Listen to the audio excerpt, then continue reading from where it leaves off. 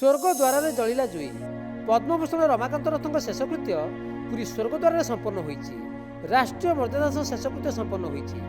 विदेश आसिया पर पुओ पिनाकी रथ मुखाग्नि देइछन्ति। स्वर्गद्वार पार्थिव शरीर पंचभूत लीन होईछि। स्वर्गद्वार परिवार वर्ग, प्रशासनिक अधिकारी, साहित्यिकों समेत बहु विशिष्ट व्यक्तिविशेष उपस्थित रही अश्रुल विदाय देते। 91 वर्ष बयस शेष निश्वास त्याग करते सुनामधन्य सारस्वत साधक रमाकांत रथ।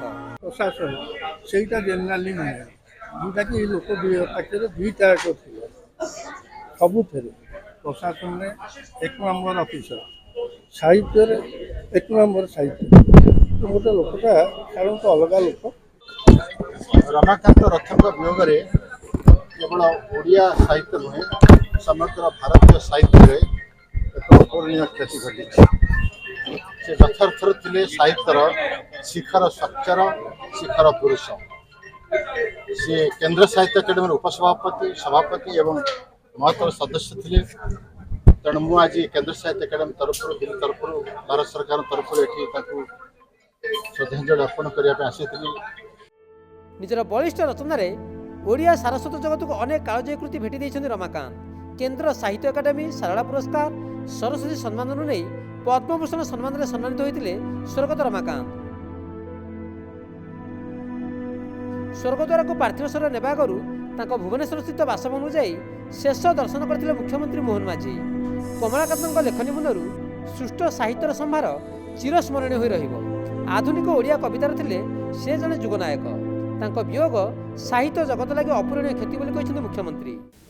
कवि रमाकांत रथ जड़े आधुनिक ओडिया कवितार सर्वोच्च कवि थिले।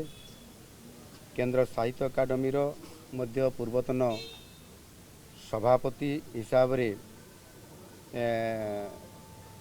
पूर्वतन सभापति से सेतेबेले मध्य ये साहित्य अकादेमी को परिचालना करुथिले। एवं निश्चित भाव में कह जाई परिबो जे एते बड़ गुरुदायित्व से नहीं थिले। आज ये तांकर जो विराट दायित्व थिला एवं ओडिया अस्मिता प्रति, ओडिया साहित्य जगत प्रति जड़े कवि हिसाब रे जे भली भाव रे से तांकर कलम मुनरे जो साधना करी चली थिले ताहा आज केवल ओडिशा रे नुह सारा भारत वर्ष रे आज तांकर सुनाम एवं तांकर जो साहित्यर संभार जो सृष्टि करथिले ताहा निश्चित भाव रे यह रुधिमंत होकरी सबुदिन पाई रहिबो। तांको परी महान साहित्यक और जुगस्रष्टा को निश्चित भाव रे मु तांकर जो दुखद देहांत होईची सेतिरे गभीर भाव रे दुखित एवं मर्माहत। पंचभूत विलीन हो सारी विशिष्ट साधक रमाकांत रथों पार्थिव शरीर तांको कालजयी रचना जुगे जुगे अमर हो रहिबो।